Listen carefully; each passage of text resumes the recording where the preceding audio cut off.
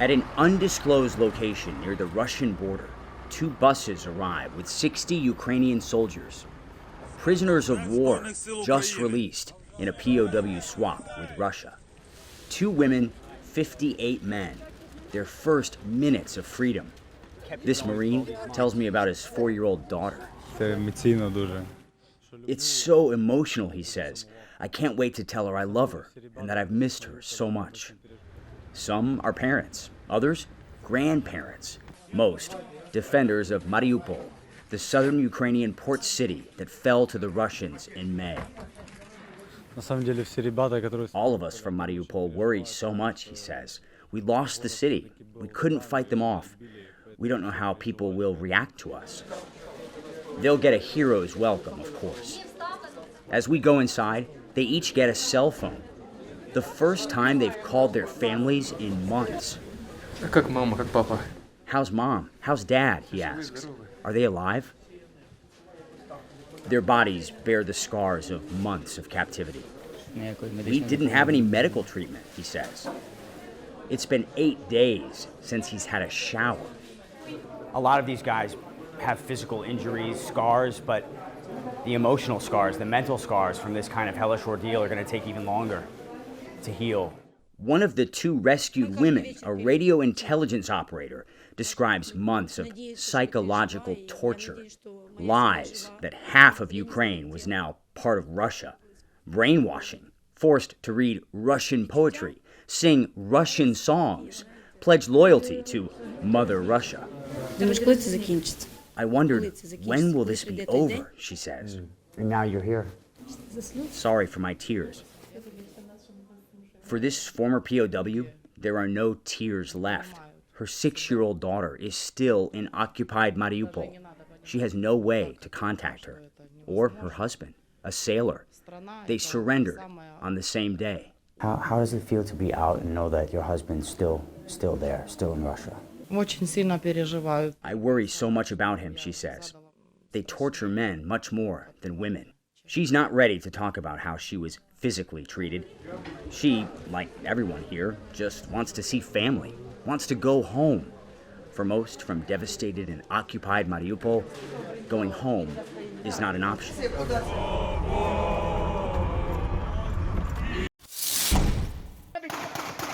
Son los responsables de una historia de dolor escrita con sangre.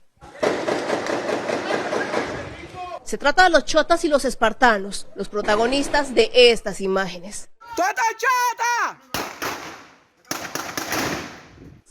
Enfrentamientos a fuego y miedo, que tal y como lo advirtió un informe de la Defensoría del Pueblo, su único propósito hasta hace 3 meses era simplemente aniquilarse. Decidimos sentarnos el 18 de septiembre, las 2 partes, junto al obispo. Ese mismo día llegamos a la conclusión que Buenaventura ya no aguantaba más y que era de urgencia terminar lo que eran las fronteras invisibles y terminar con los homicidios. Estas bandas nacen de un acuerdo entre capos que se disputaban las rutas de narcotráfico por el corredor por donde pasan miles de toneladas de droga. Posteriormente se convierten en el grupo delincuencial La Local y fue la ruptura de este grupo lo que al final terminó con los chotas y espartanos. ¿Cuántas personas hoy hacen parte de los chotas y espartanos? Y en una eventual mesa de negociación, si se da, ¿qué va a pasar con estas personas? En este momento, entre las 2 organizaciones, venían siendo un promedio de 1.800, 1.850 unidades, pues las cuales todas están en plena disposición de seguir el conducto regular que ofrece el gobierno y pues con aras de mejorar la calidad de vida de Buenaventura, ¿no? Aseguran que la orden es una, no matar. Y por eso Buenaventura ya completa 80 días sin homicidios. ¿Qué nos pasa? No estamos agrediéndonos. Los robos lo hemos disminuido en un 90%. Las líneas invisibles tampoco ya no existen. Pues los jóvenes están más tranquilos, pueden salir a jugar de tarde de la noche, hacen sus fiestas. La comunidad sale del trabajo tarde y ya ha perdido el temor de una bala perdida, que haya enfrentamiento de un barrio contra otro barrio, y pues eso se ha reflejado en todos estos 3 meses que llevamos de cese al fuego. Llevan a cuestas decenas de homicidios, dolor, desplazamiento, extorsiones, pero dicen estar cansados de una guerra urbana que se salió de control y que el año pasado dejó 196 homicidios, una cifra que no se veía hace más de una década. Critican a la alcaldía, a los gobiernos anteriores. Dicen que la tregua se logró gracias a la mediación de la iglesia, ya que Buenaventura no aguanta un homicidio más. Lo primordial es que la parte del gobierno cumpla lo que se acuerde, lo que se plantee en la mesa, sea claro y todo sea transparente. Nosotros como actores armados, pues esperamos que salga el marco jurídico para la paz, porque aún no ha salido, el cual pues nosotros entraríamos a hacer una serie de propuestas y llegaríamos a conciliar con el Estado a ver qué se nos propone, porque hasta el momento la mesa solo ha sido exploratoria, no hay todavía una mesa de diálogo como tal, que hoy podamos decir, no, queremos esto, queremos lo otro, no, pero sí está muy enfocado en el tema de la inversión social en Buenaventura. ¿Hasta cuándo podrá durar esta tregua? ¿Qué tan frágil puede resultar? Lo cierto es que para la comunidad urge que se instale de manera oficial una mesa de diálogo con la esperanza de que desde allí se den las condiciones para que la guerra urbana no regrese a Buenaventura y esta tregua de 3 meses se convierta en una realidad permanente de paz. ¡Que vuelvan!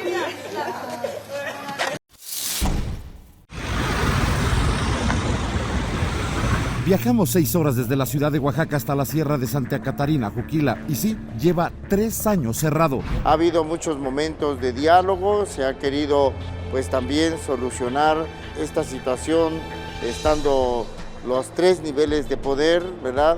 El municipal, el estatal y el federal, pero pues hay siempre un poquito pues como ese deseo de posesión, ¿no?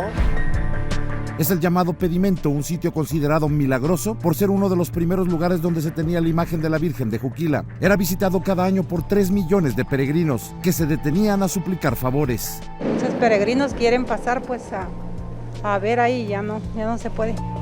Nosotros llegamos a la desviación que conduce a esta capilla y un improvisado letrero prohíbe el paso. Nos adentramos y casi enseguida se encuentra un bloqueo definitivo custodiado por la policía estatal. No hay paso para nadie, ya sea caminando o con vehículos. El oficial de la policía estatal nos confesó cuántos son los elementos que están custodiando esta capilla. ¿Cuántos policías están vigilando la zona? Pues ahorita nosotros pues siempre se mantiene la vigilancia de un total de 50, 60 compañeros. El cierre de este emblemático lugar se originó a raíz de un conflicto entre los habitantes de Santa Catarina, Juquila y Santiago Yaitepec. Son las 2 regiones de Oaxaca que se están disputando la territorialidad de este sitio. Hubo una resolución presidencial que esos terrenos se los ponen a Santa Catarina, Juquila, pero pues ahora están peleando los hermanitos de Yaitepec que esos territorios le pertenecen. A unos metros del bloqueo descubrimos habitantes de Yaitepec montando guardia. De Juquila le gusta mucho problema y nosotros no le gustamos de problema. Entonces ustedes de aquí no se van a mover. No, aquí estamos nosotros.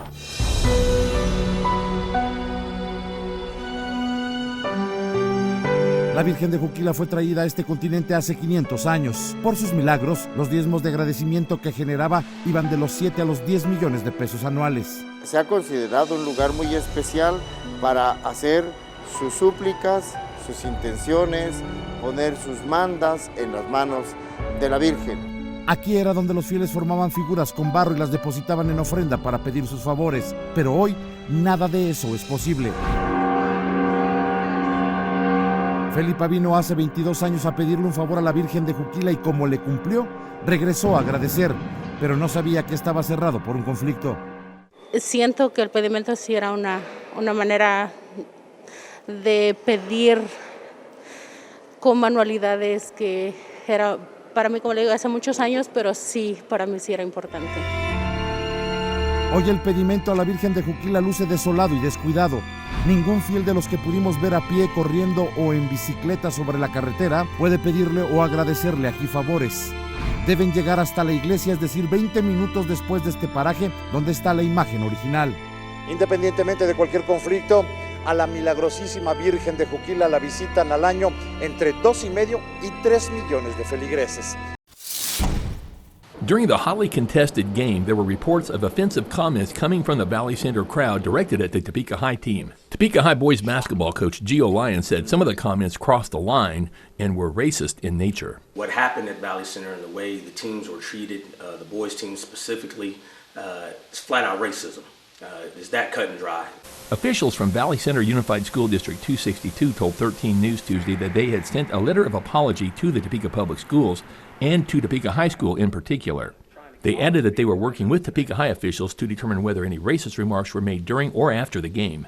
Valley Center officials said that as of Tuesday morning, administrators from both schools have not found any evidence that such remarks were made during or following the basketball game. However, Coach Lyons disagrees. A lot of people are trying to dismiss the fact of the racist acts and really just focus on the taunting that took place. The taunting you hear wasn't the only taunting that took place. Other taunting that was used was my players were called the N-word. You know, my players were called out of their name. My players were threatened to be lynched during the exit of the game. USD 262 officials said administrators on duty that day did try to intervene and stop the behavior. However, Lyons again disagrees. During the course of that time, not one administrator, not one adult working that game stood up for my team. Topeka High Principal Rebecca Morrissey said she was at the game and that efforts are ongoing between both schools to address the situation. We've worked closely. I've been on the phone several times with the principal from Valley Center who didn't happen to be there Saturday because he had a family commitment. I believe firmly that they have taken this very seriously and that they're working hard with their students and their broader community. Morrissey said she spoke with the Topeka High basketball team on Monday and was proud of the way the team handled the situation. What they said is they hope there's true change, and that change comes from this, which I do believe a situation that is a challenge is an opportunity for true change. En conferencia de prensa, la ministra de Salud Kelly Portalatino informó que el Perú ha ingresado oficialmente a una quinta ola de contagios del coronavirus tras el incremento de casos en todo el país. Asimismo, la titular de Salud informó que su cartera está evaluando el regreso del uso obligatorio de mascarillas y aconsejó a la población vulnerable a utilizarlas en ambientes cerrados o con poca ventilación.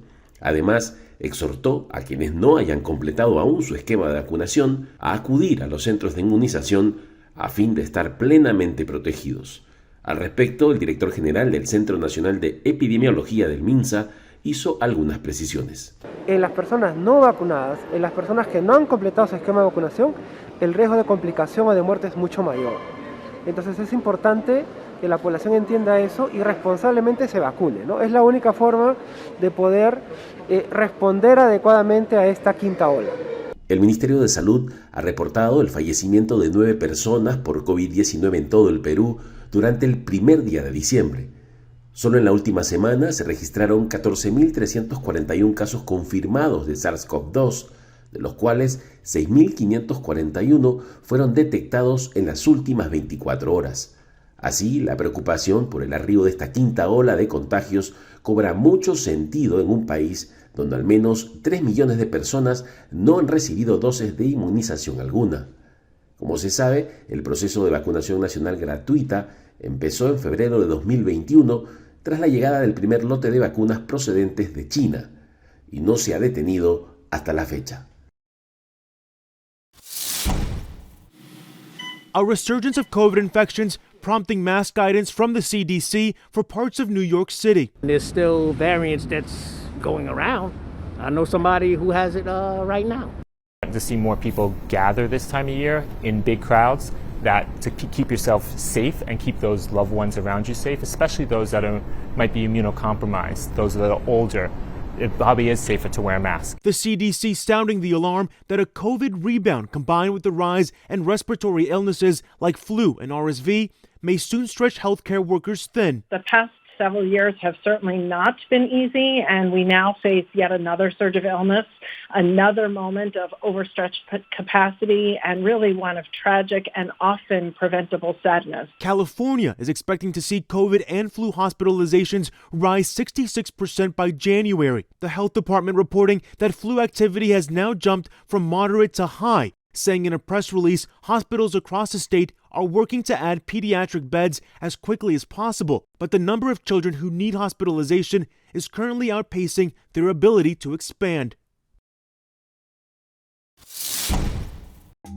In a majority of states, cases of the flu continue to rise. The CDC estimating there have been at least 8.7 million flu illnesses, 78,000 hospitalizations, and 4,500 flu deaths so far this season. Hospitalizations for flu continue to be the highest we have seen at this time of year in a decade. The CDC says this year's flu shot appears to be a very good match to circulating strains, but vaccination rates for flu are lower compared to the same time last year, especially among those who are most vulnerable. The latest CDC data shows through the end of October, flu vaccinations are down about 12% for pregnant women from the same point in 2021. Rates for seniors down about 3 percentage points in that time period, and flu vaccinations for children are down about 5% compared to where they were before the COVID-19 pandemic. U.S. health officials say getting a flu shot is key to protecting yourself and those around you. We see 35% decreased rates of hospitalization, even when we don't have a good match, which really just emphasizes when we do have a good match, how much more effective it will be. If you haven't gotten the flu shot yet, U.S. health officials say it's not too late. Getting it now is better than not at all.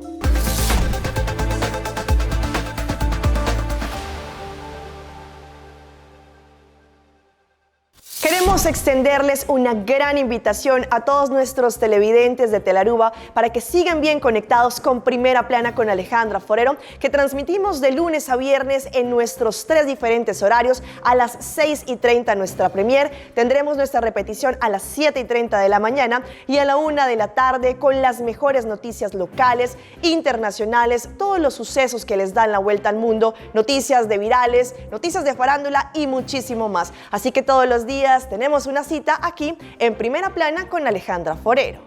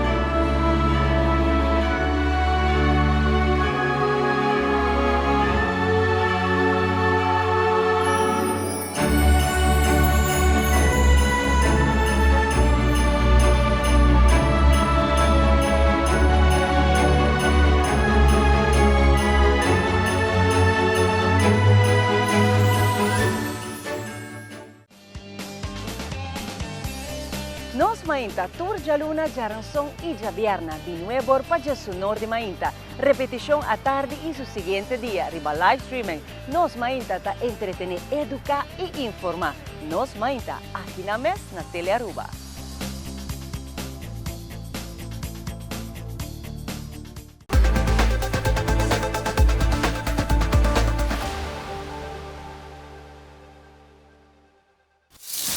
La señora Sebastiana Tito tiene 68 años. Debe recorrer varios kilómetros con sus 80 ovejas en búsqueda de agua por el altiplano. Dice que los ríos, las lagunas y los pozos del sector se encuentran secos. Sus ovejas sufren porque tampoco hay pasto, solo paja brava. No hay agua, mi oveja quiere agua ahorita. Ya. Sí, pues, ahora me ayudas, ojalá. Qué bien ayudarás, este año mismo queremos. 80 ovejitas tengo. Uy, tampoco hay pasto. No hay pasto. Los comunarios de Collana tenían esperanza que las lluvias aparecieran en su tiempo. Removieron la tierra para sembrar papa, cebada, nabos, pero nunca llovió. Ahora el suelo, como se observa, se encuentra seco. Quiero nomás sembrar, mira, así nomás está. ¿Y qué sembraban aquí? Papa. Papa. Papa, ahorita hay que sembrar papa ahorita. ¿Ya han removido la tierra, todo? Sí, pues ya está movido, aquí está pues. La señora Sebastiana dice que la región sufre de sequías, pero no prolongadas como ahora. Es la razón para que técnicos de la región hayan perforado pozos con los años. Sin embargo, estas fosas ahora se encuentran secas. La situación es dramática. Allá sí que han salido, otros aquí está, que abajito un micro tanque. Ya. Ajá. ¿Y nada? Nada no salió, dice. Agua, sí cuesta tiempo. Y no, aquí está, han cavado para pozo, para que entre agua. No hay nada. ¿Tampoco? Tampoco no hay. Como la señora Sebastiana, otras mujeres que crían ovejas en Collana diariamente deben recorrer kilómetros para abastecer de agua a su ganado. La situación es crítica porque varios pozos del sector se secaron. En Alemania, 22 presuntos miembros y 3 supuestos seguidores de una organización terrorista de extrema derecha fueron arrestados por, según la Fiscalía alemana, conspirar para derrocar el gobierno. En un comunicado, la dependencia federal afirmó que se sospecha que unas 50 personas formaban parte del grupo llamado Movimiento Ciudadanos del Reich. Según la Fiscalía, pretendían derribar el gobierno y reemplazarlo con su propio orden. Los integrantes de este grupo supuestamente siguen una serie de mitos de conspiración que consisten en narrativas del llamado Reichsbürger y la ideología QAnon. En Indonesia, autoridades policiales informaron que al menos un policía murió y 8 personas resultaron heridas tras un presunto ataque bomba suicida. Los funcionarios están investigando la explosión, que ocurrió en una estación de policía en Bandung, unos 150 kilómetros al sudeste de Yakarta. El atacante también murió. Arqueólogos en Inglaterra descubrieron un suntuoso collar de 1300 años de antigüedad. La joya está fabricada de oro, granates y otras piedras semipreciosas. Estaba enterrada junto con una mujer de estatus alto, que murió entre los años 630 y 670, según indican investigadores del Museo de Londres que hallaron el tesoro. También estaban enterrados con la mujer una cruz de plata relativamente grande y otros artefactos. Los investigadores creen que la mujer era poderosa y tal vez una lideresa religiosa, princesa o abadesa. Una guitarra que la reina francesa María Antonieta presuntamente le regaló a una dama de su círculo social será subastada. Se espera que el instrumento se venda por hasta $84,000. La guitarra es de madera frutal y está decorada con toques de marfil y ébano. También cuenta con un rosetón de marfil calado que representa un par de palomas abrazándose en un templo de amor. Con las noticias internacionales, les informó Laura Díaz.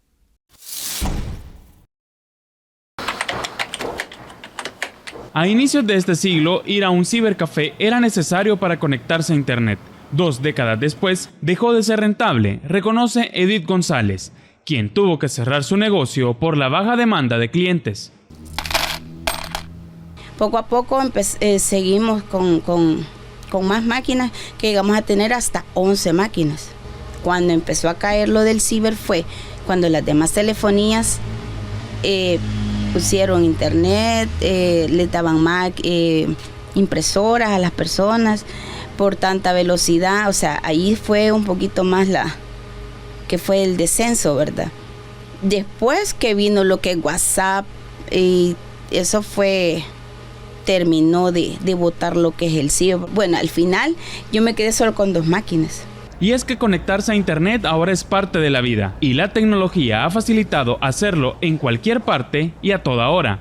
Un estudio de la Escuela de Comunicaciones Mónica Herrera revela que hasta 2019, el 23.6% de los salvadoreños utilizaba una computadora de escritorio como dispositivo fuente para conectarse a Internet. 3 años después, las cosas han cambiado. El 95.7% de los consultados prefieren conectarse a la red por medio de teléfonos celulares, el 45.3% por laptops y el 25.4% por Smart TV.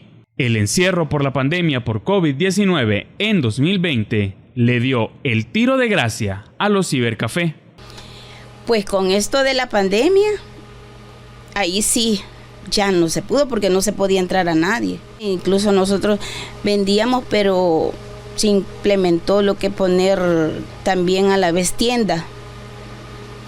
Porque como no podíamos no decían de que no podían entrar gente ni nada. Y como no habían ni clases. Edith tuvo que reinventarse y a partir del cierre del negocio se dedicó a las manualidades.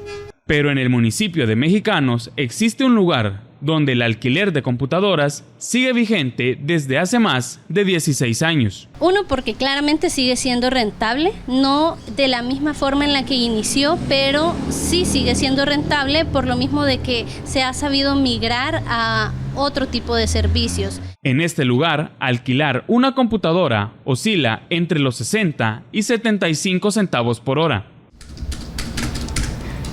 Las personas que están a cargo de este tipo de negocios también coinciden en un factor.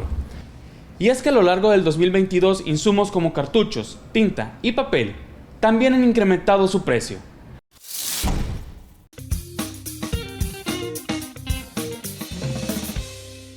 You'll have even more time now to get your Real ID. The Department of Homeland Security has pushed back the deadline for having one to May 2025. The rule was expected to go into effect next May. This delay is said to be due to the lingering effect of the pandemic. That's made getting a driver's license difficult for some people. It's the latest delay for the Real ID, which initially was supposed to take effect back in 2008, more than 14 years ago. The program came about in the years after the 9/11 terrorist attacks. It was seen as a way to raise the standards for driver's licenses while setting a national standard at the same time. Real IDs are driver's licenses that have a star in the upper right-hand corner. And to get one, you'll need to show proof of your full legal name, date of birth, social security number, and proof of residence.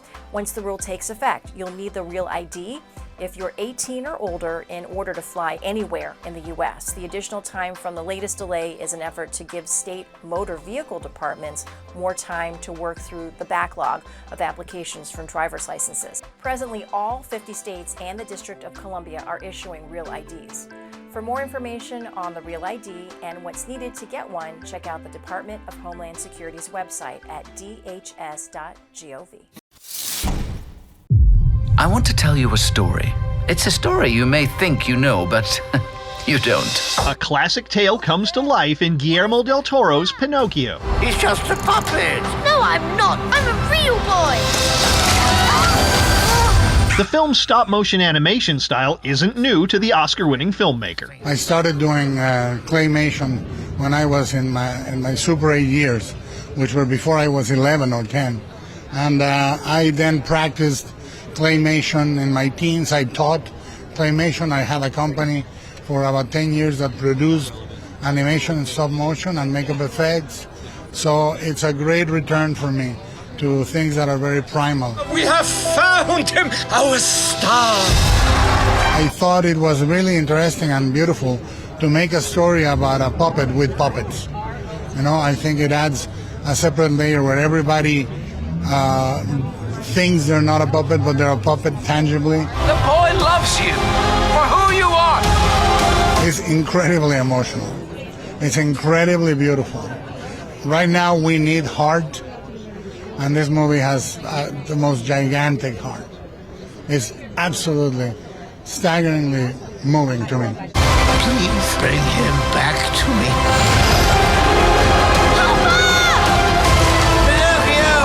In Hollywood, I'm Rick Damangelo. No cabe duda que esta es la Copa del mundo árabe, y eso se nota en sus calles, no solamente porque uno los ve con sus indumentarias, con sus tradiciones y su cultura, que muchos de los visitantes intentan imitar y que respetan, sino además por el color que le ponen con sus cánticos en todas las calles de Doha.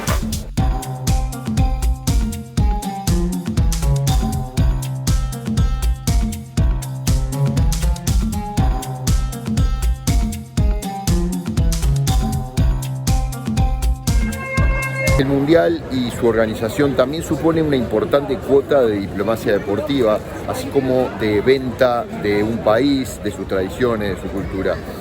Más allá de las polémicas que antecedieron a este evento deportivo, los efectos que tendrá se verán en el futuro.